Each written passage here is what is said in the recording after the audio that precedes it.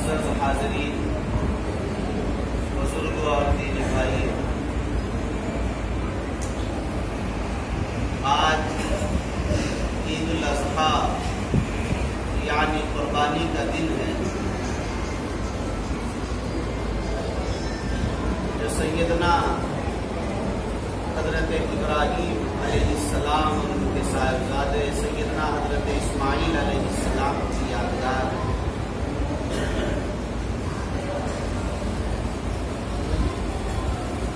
جہاں حضرت ابراہیم علیہ السلام نے اپنے سب سے ہونہار، سب سے چہیتے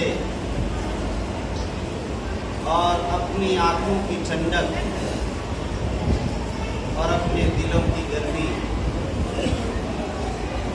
اور اپنے دل کا قلب و جگر کا ٹکڑا حضرت اسماعیل علیہ السلام کو اللہ کی راہ میں اللہ کی رضا اور خوشنودی کے لیے قربان کر دیا۔ ظاہر ہے کہ اللہ کی رضا اور اللہ کی خوشنودی کے لیے اپنی اولاد کو بھی قربان کر دینا اللہ کے حکم پر، یہ آخری درجے کی اطاعت اور آخری درجے کی اللہ کی راہ میں اللہ کے حکم کی تعمیل کی طرف اشارہ ہے۔ تو حضرت ابراہیم علیہ السلام نے اپنے بیٹے حضرت اسماعیل کو اللہ کی راہ میں اللہ کی رضا اور اللہ کی خوشنودی کے قربان کر کے ساری دنیا کو یہ پیغام دے دیا کہ جب اللہ کی مرضی سامنے ہوگی اور اللہ کی خوشنودی اور اللہ کی خوشی حاصل کرنی ہوگی تو چاہے اپنی جان کو قربان کرنا ہو، اپنے مال کو قربان کرنا ہو، اپنی اولاد کے حلقوم پر اور ان کی گردن پر چھری چلا دینی ہو، ظاہر ہے یہ سب کچھ کیا جا سکتا ہے مگر اللہ کے حکم کے خلاف نہیں کیا جا سکتا۔ اپنی منمانی اور اپنی مرضیات پر نہیں بلکہ اللہ کی چاہی ہوئی زندگی گزارنی، اللہ کی مرضی اور ان کی پسندیدہ راہوں کے مطابق اپنی زندگی گزارنی ہے، یہ اصل پیغام ہے۔ آج کے دن اپنے نفس کو قربان کر دینا، نفس چاہتا ہے کہ فجر کی نماز میں سوتے رہیں اور لیکن آپ نے نفس کے خلاف اپنے آپ کو اٹھا کر نماز فجر کے لیے بیدار کیا اور اپنی نیند کو قربان کیا، یہ اصل قربانی۔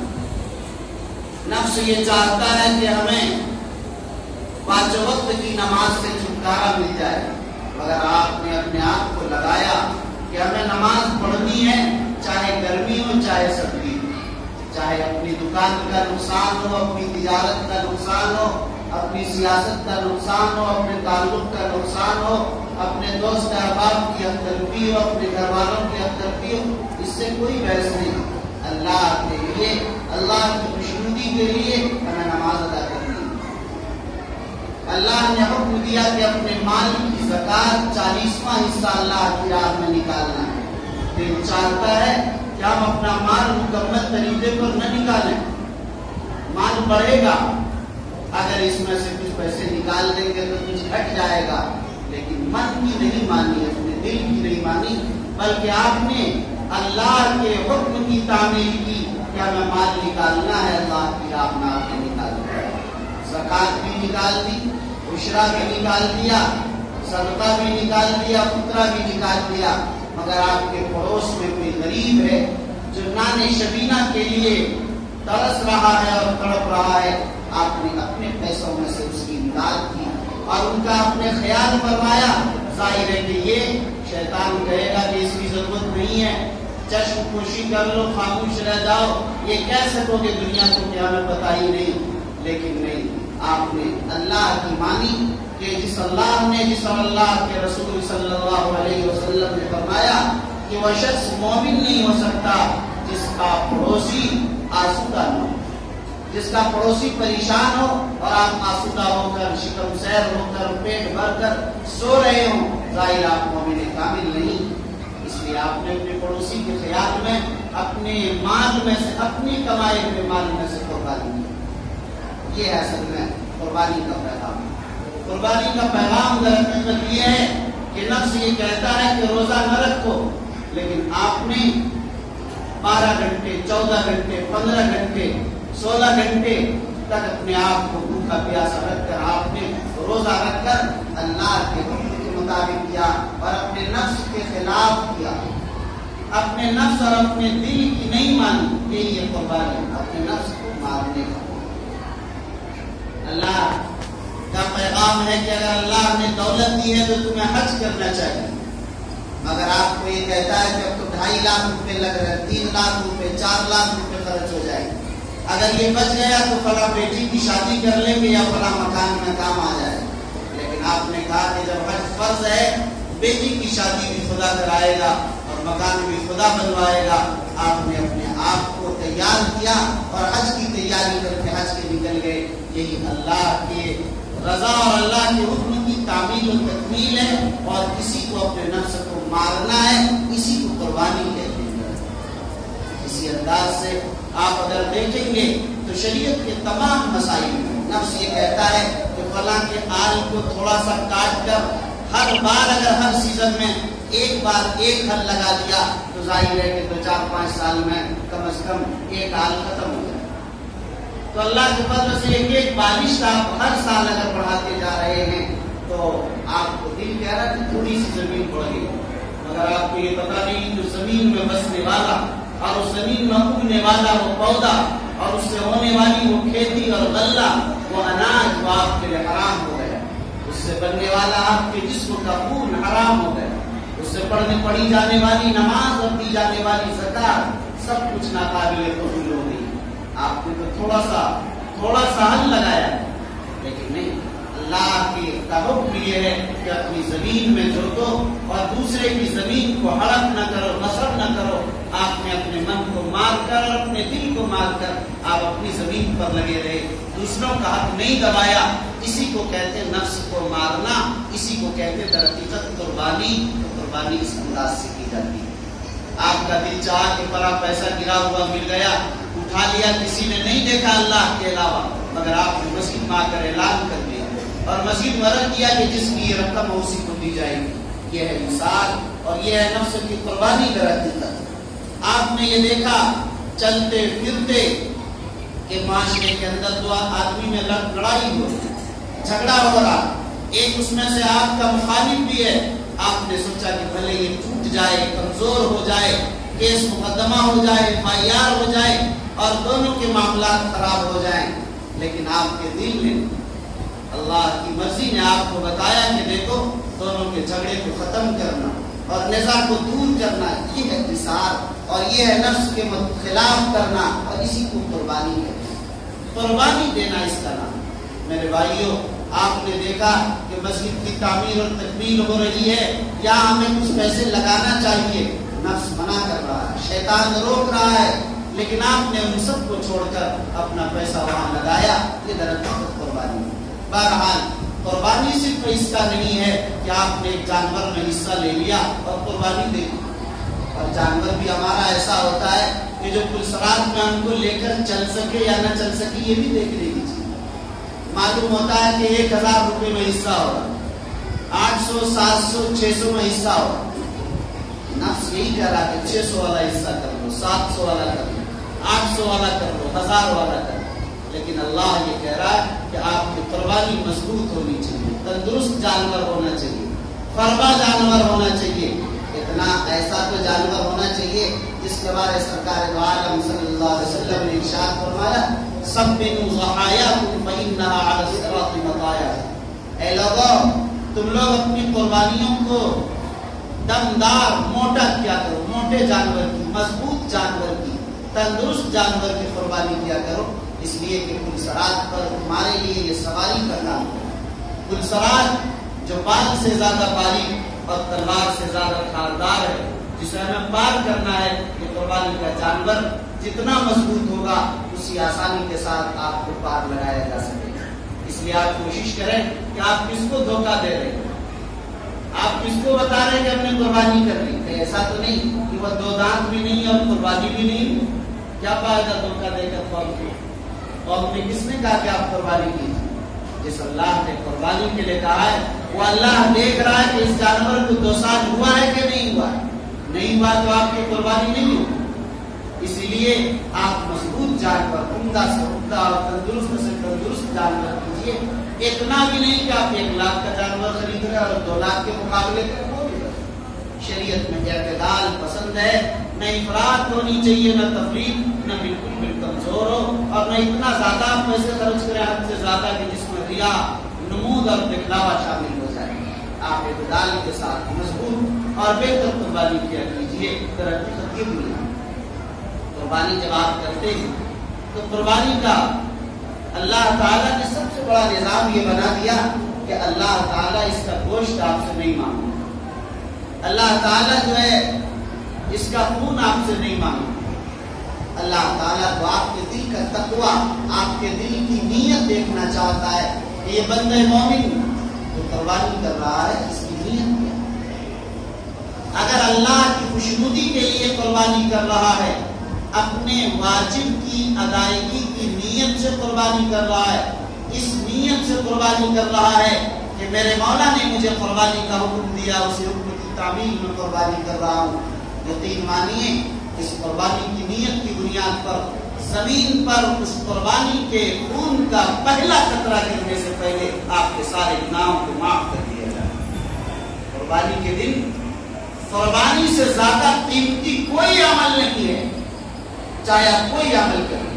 قربانی سے زیادہ قیمتی کوئی عمل. اس لیے آج کے دن نماز کے بعد سب سے پہلے قربانی کرنی چاہیے اور اللہ کی خوشنودی کی نیت سے کرنی چاہیے اور یہ جان کر کرنا چاہیے کہ اللہ کے حکم کی تعمیل ہے، اسی لیے ہم قربانی کریں. اللہ تعالیٰ اس لیے آپ کا گوشت نہیں مانگتا. پرانے زمانے میں دوسری قوموں میں گوشت بھی کھانے کو نہیں ملا کرتا تھا، بلکہ جو قربانی کرنی ہوتی ایک جگہ رکھ دیا جاتا تھا، آسمان سے آگ آتی تھی اور اسے جلا کر ختم کر دیتی تھی، وہ آپ کی قربانی ہوگی. اب تو کہا گیا کہ ذبح بھی کیجیے آپ اور سارا کا سارا گوشت حتیٰ کہ سیرا اور ٹانگ اور سب کچھ آپ کھا جائیے. کوئی چیز آپ کو منع نہیں کیا گیا، کوئی چیز اللہ نے نہیں لیا، سب کچھ آپ کو دے. لیکن اس وقت یہ کہا گیا کہ 1/3 کم از کم غریبوں کو دیا جانا چاہیے، 1/3 دوستوں احباب کو بھی دیا جانا چاہیے، 1/3 خود بھی لیجیے. لیکن اگر آپ کو خود ہی گھر میں اتنی ضرورت ہے تو ضروری نہیں کہ آپ دوستوں میں تقسیم کریں. اس سے بھی زیادہ ضرورت ہے تو ضروری نہیں کہ آپ غریبوں میں تقسیم ہی کریں. اگر آپ کو خود ضرورت ہے، ضرورت کا مطلب یہ نہیں ہے کہ آپ فریج میں رکھ کر اس ضرورت کی تکمیل کریں کہ محرم تک چلتا رہے. ضرورت کا مطلب یہ نہیں ہے کہ آپ 10 دن کو 15 دن کے لیے رکھیں. ظاہر ہے ضرورت کا مطلب یہ ہے کہ آپ کو قربانی کے دن قربانی کا گوشت ہو جانا چاہیے. بہت کھینچیے تو 3 دن آپ کو گوشت کھانے کا حق ہے اس میں. لیکن اس سے یہ بھی نہ سمجھا جائے کہ قربانی کے دنوں کے بعد قربانی کا گوشت کھانا منع ہے. یاد رکھیے جہاں کوئی قربانی کا گوشت لینے والا نہ ہو تو قربانی کے گوشت کو پھینکنے سے زیادہ بہتر یہ ہے کہ آپ قربانی کے گوشتوں کو جمع رکھیں اور دیر تک بھی کھائیں تو کوئی حرج نہیں اس میں. مہینہ دن بھی کھائیں کوئی برائی نہیں. برائی اس وقت ہے کہ مستعد موجود ہے اور آپ اپنا گوشت نہیں نکالیں. شریعت میں بڑی آسانی رکھی گئی، اعتدال بتایا گیا ہے کہ اگر باہر ضرورت مند ہے تو ان کو دو، وہاں ضرورت نہیں گئی تو پھر اپنی ضرورت پوری کرو. اس لیے اس کے لیے واضح پیغام دے دیا ہے. یاد رکھیے قربانی کے سلسلے میں ایک چیز کہ ہم جس ملک میں رہ رہے ہیں جمہوری ملک ہے، یہاں ہمارے برادران وطن بھی بستے اور رہتے ہیں. ظاہر ہے کہ ہمیں چاہیے کہ ہمیں قربانی پردے میں کرنا چاہیے تاکہ کسی دوسرے کے جذبات سے ہم کھلواڑ نہ کر سکیں. قربانی کے لیے یہ بھی رعایت کرنی چاہیے کہ ہم اس کے خون کو، ہم اس کے اوجری کو اور آنکھ کو، ہم اس کی دوسری غلاظتوں کو تعفن اور بدبو پھیلانے کے لیے روڈ پر نہ ڈال دیں، سڑکوں پر نہ ڈال دیں، کھلی جگہوں پر نہ ڈال دیں. بہتر یہ ہے کہ ایسی چیزوں کو ہمیں دفن کر دینا چاہیے. اسلام نظافت، طہارت، پاکیزگی سکھاتا ہے، صفائی اور ستھرائی سکھاتا ہے. دوسرے لوگ یہ جانیں کہ اتنے جانوروں کی قربانی ہو گئی، سینکڑوں ہزاروں، لیکن یہاں کچھ بھی نام و نشان بھی نہیں دیکھ رہے. کتنی پاکیزہ قوم ہے اور کتنی نظافت پسند قوم ہے اور کیسے لوگ ہیں، کتنی کتنی صفائی ستھرائی کے ساتھ رہتے ہیں، یہ پیغام جانا چاہیے، اس لیے کہ اسی قوم کے اندر نظافت و صفائی سب سے زیادہ ہے، جس کے بارے میں فرمایا الطہور شطر الایمان، ایمان کا آدھا حصہ پاکیزگی، النظافت و شطر الایمان، پاکیزگی ایمان کا نصف حصہ، ایک ہے صفائی اور ایک ہے ستھرائی۔ صفائی تو آپ کو بہت مل جائے گی، لوگ صاف ستھرا کرتا پاجامہ پہن کر ٹہلتے ہوئے نظر آئیں گے، لیکن پاکیزگی صرف اسلام میں اور کہیں نہیں، اس لیے کہ اگر آپ پیشاب کریں گے تو پانی سے، آپ پاخانہ کریں گے تو مکمل صفائی حاصل کریں گے، اگر آپ نے جنابت کر لی اپنی بیوی سے بستری کی ناپاک ہو گئے ہیں تو آپ پہلے غسل کو اسی انداز سے کریں گے کہ 3 مرتبہ منہ میں پانی بھی ڈالیں گے، غرارہ کر کے باضابطہ 3 مرتبہ ناک میں پانی ڈالیں گے اور پورے بدن کو 3 مرتبہ دھوئیں گے، صابن سے نہائیں گے وغیرہ۔ آپ یہ دیکھیے یہ نظافت کسی قوم میں نہیں، ان کے یہاں اس پر کوئی غسل واجب نہیں ہوتا، غسل فرض نہیں ہوتا، وہ تو ایسے ہی ٹہلتے پھرتے رہتے ہیں، تو ظاہر ہے اس کو پاکیزگی کہتے ہیں، اس کو نظافت کہتے ہیں، اس کو صفائی نہیں کہتے۔ تو صفائی تو بہتوں میں مل جاتی ہے، پاکیزگی اسی قوم کا حصہ ہے، اس لیے لیکن آج ماحول یہ بدل گیا کہ ہم پاکیزگی تو کیا صفائی سے بھی دور ہوتے جا رہے ہیں۔ اس لیے میرے بھائیوں ہمیں صفائی بھی اختیار کرنی ہے، ہمیں پاکیزگی بھی اختیار کرنی ہے، ہمیں طہارت بھی اختیار کرنی ہے، ہمیں نظافت بھی اختیار کرنا ہے۔ بہرحال ایک چیز اسی طرح یہ بھی ذہن میں رہے کہ ہمارا قربانی کے جانور قربان کریں، محبت بھی ہو جاتی ہے اور ہونی بھی چاہیے۔ جس جانور سے آپ کو محبت نہ ہو اور جس مال کی آپ میں ممتا نہ پیدا ہو جائے، اس کی قربانی میں کتنا مزہ آتا ہے۔ اس لیے تو ہے کہ اپنے محبوب مال کو اللہ کی راہ میں قربان کریں۔ جب محبوب ہو جاتا ہے اور محبت ہو جاتی ہے تو آدمی چاہتا ہے اس کا فوٹو بھی لیں، آدمی چاہتا ہے اس کو بطور یادگار بھی رکھ لیں۔ اور آج کے زمانے میں جہاں جس نے فوٹو لیا آپ جانتے ہیں، وہ کوشش کرتا ہے کہ ہم فلاں کو بھیج دیں کہ ہمارا جانور ایسا تھا، ہماری قربانی ایسی تھی، ہم نے اس طرح ذبح کیا، ہم نے اس طرح گوشت بنایا۔ بے شمار فوٹوز آپ جانتے ہیں، ہماری نئی نسل میں بڑی تیزی سے موبائل کلک کرنے کا مزاج پیدا ہو گیا۔ ایسے موقع پر ہمیں ان چیزوں سے بچنا چاہیے۔ آپ فلاں کو بیچ رہے ہیں، جب آپ نے برداشت نہیں کیا فلاں کو بیچ دیا تو دوسرا آپ کے لیے کیسے برداشت کر سکے گا؟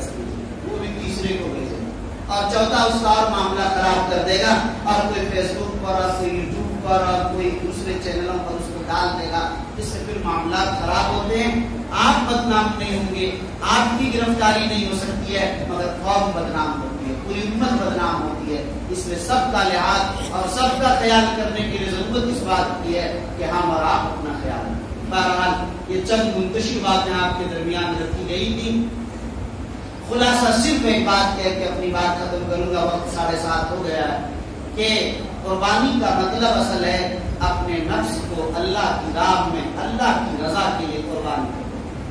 یہ یاد کر لیجیے آپ حضرات۔ میں چاہوں گا کہ یہ پیغام رہے کہ قربانی نام ہے اپنے نفس کو اللہ کی راہ میں اللہ کی رضا اور خوشنودی حاصل کرنے کے لیے قربان کر دینا۔ تو ظاہر ہے جب یہ معنی آپ قربانی کا سمجھ جائیں گے تو آپ کو 10 ذی الحجہ کی جو سال میں ایک دن آتا ہے اس کے انتظار کی ضرورت نہیں رہے گی، بلکہ آپ محرم کے مہینے میں بھی قربانی کر سکتے ہیں، جانور کی نہیں، اپنے نفس کی، اپنے معاملات کی، اپنے اخلاق کی، اپنے کردار کی، اپنے تواضع کی قربانی کر سکتے ہیں۔ ایک آدمی آپ کو کمزور ہے، غصہ آ رہا، ڈانٹ رہا، آپ نے برداشت کر لیا، یہی تو قربانی ہے۔ ایک آدمی آپ کو دبا رہا، آپ نے برداشت کر لیا، یہی تو قربانی ہے۔ ایک آدمی زور سے چیخ و چلا رہا، آپ نے برداشت کر لیا۔ ایک آدمی آپ پر الزام لگا رہا، تہمت لگا رہا، آپ نے برداشت کر لیا، پلٹ وار نہیں، یہی تو قربانی ہے۔ یہ سال کے ہر دن ظاہر ہے کہ ایسی قربانی ہے، سال کے ہر دن یہ قربانی ہے۔ اس حساب اور اس قربانی کا اصل یہی ہے جذبہ کہ ہم قربانی کو پورے سال زندہ رکھیں، اس پیغام کو پورے دن مستحضر رکھیں اور پورے سال کے ہر لمحے، ہر منٹ اور سیکنڈ میں ہمیں یاد رہے کہ ہمیں قربانی کا پیغام دیا ہے۔ اِنَّا أَعْطَيْنَاكَ الْكَوْثَرَ، نبی علیہ السلام کو جب حکم دیا، فرمایا کہ نبی ہم نے آپ کو حوض کوثر عطا کیا، جہاں ساری پیاسی امت کو آپ ایسا جام کوثر پلائیں گے کہ پھر ہمیشہ ہمیشہ کے لیے کبھی اس کو پیاس نہیں لگے۔ اور فصلی لربک وانحر، اپنے رب کے لیے نماز بھی پڑھیے اور قربانی بھی کیجیے۔ پہلے نماز ہوتی ہے عید الاضحیٰ کی، फसल्लि लिरब्बिक वनहर, नहर कीजिए यानी कुर्बानी कीजिए। तो जाहिर है कि नमाज भी और कुर्बानी भी दोनों आज के दिन का पैगाम है। इस बुनियाद पर हमें दोनों चीज़ों को उसी एहतियात के साथ, उन्हीं हिकमत के साथ, उन्हीं मसलहतों के साथ इख्तियार करनी है और अल्लाह रब्बुल इज्जत को राज़ी करने के लिए हमें ये अमल करना है। दुआ फरमाएं ताला शानू हमें और आप सबको कुर्बानी की तौफीक नसीब फरमाए, कुर्बानी के इस पैगाम पर अमल पैदा होने की तौफीक नसीब फरमाए और कुर्बानी की इस यादगार को साल भर हमें याद रखते हुए इस पर अमल करने की तौफीक नसीब फरमाए। आमीन व आखिर दावाना अल्हम्दुलिल्लाहि रब्बिल आलमीन। नमाज ईद उल अज़हा का तरीका भी आप हज़रात समझ लीजिए। मैं देख रहा हूँ कब लोग आ भी नहीं रहे, शायद लोग सब आ भी चुके हैं, 3-4 मिनट ज़्यादा भी हो गया है, तो 2-4 मिनट में नमाज का तरीका भी समझ लीजिए। उसके बाद फिर नमाज भी हम लोग शुरू करेंगे। इसमें आप जानते हैं कि ईद उल अज़हा की आम नमाजों की तरह एक नमाज है, यहाँ भी 2 ही रकअत पढ़ी जाती है। इसमें कोई नई चीज नहीं है सिवाय इसके कि 6 मरतबा तकबीर ज़ाइद कहनी पड़ती है। 6 मरतबा ज़ाइद तकबीर कहनी है, 3 मरतबा पहली रकात में और 3 मरतबा दूसरी रकात में। बस जगह अलग अलग है। पहली रकात में सना पढ़ने के बाद सूरह फातिहा जो इमाम साहब पढ़ेंगे, आप हज़रात को तो नहीं पढ़ना है, तो 3 मरतबा सना और सूरह फातिहा के दरमियान में 3 मरतबा तकबीर कहना है। और इसमें तकबीर कहते हुए हाथ उठाया भी जाता है, छोड़ा भी जाता है, फिर उठाया जाता है, 3 मरतबा उठाया। और दूसरी रकात जो है उसमें सूरह फातिहा सूरत पढ़ लेने के बाद जो रुकू में जाना है, वहां हमसे भूल ना हो कि आप सीधे रुकू में चले जाए, बल्कि खड़े रहिए। सूरत के मुकम्मल होने के बाद पहले 3 मरतबा तकबीर कह के हाथ उठाकर हाथ छोड़ दीजिए। अब आपकी वो 3 ज़ाइद तकबीर मुकम्मल हो गई। अब जो रुकू की तकबीर है तो उसको कहना ही आप, रुकू की तकबीर में हाथ नहीं उठाई जाएगी तो नहीं उठाएंगे, रुकू की तकबीर कहते हुए रुकू में चले जाए। तो गोया के 3 मरतबा ज़ाइद तकबीर सना के बाद पहली रकअत में और 3 मरतबा ज़ाइद तकबीर सूरह फातिहा और सूरत के बाद दूसरी रकअत में रुकू से पहले। बस इसका ख्याल रखना है। और ये तकबीर कहना वाजिब है, वाजिब। सना नहीं पढ़ेंगे नमाज हो जाएगी, सुभान रब्बियल अज़ीम नहीं पढ़ेंगे नमाज हो जाएगी, सजदा में सुभान रब्बियल आला नहीं कहेंगे नमाज हो जाएगी। अगर ये तकबीर नहीं कहेंगे, ये वाजिब है, वाजिब छूट जाए। इसलिए आपको तकबीर आप लोग को भी कहना, हर आदमी सिर्फ हाथ न उठाए, ज़बान से भी तकबीर कहे अल्लाहु अकबर। तो बहरहाल 3 मरतबा तकबीर वहां भी कहे, यहाँ भी कहे, ज़बान से भी न छूटे। नियत का कोई मसला नहीं है। नियत सिर्फ इतनी है कि आप सब जमाई हुए हैं, तो नियत इतनी भी काफी हो गई कि ईद उल अज़हा कुर्बानी के लिए आप हज़रात जमा। तो कुर्बानी के लिए ईद उल अज़हा के नाम पर जो 2 रकअत नमाज पढ़ी जाती है अल्लाह की रज़ा के लिए, अल्लाह के हुक्म की तामील में, वही 2 रकअत नमाज है। जिनको जिस तरह याद हो उस तरह कर ले, दिल में नियत असल यही काफी है। तो बहरहाल इस अंदाज से आप हज़रात नमाज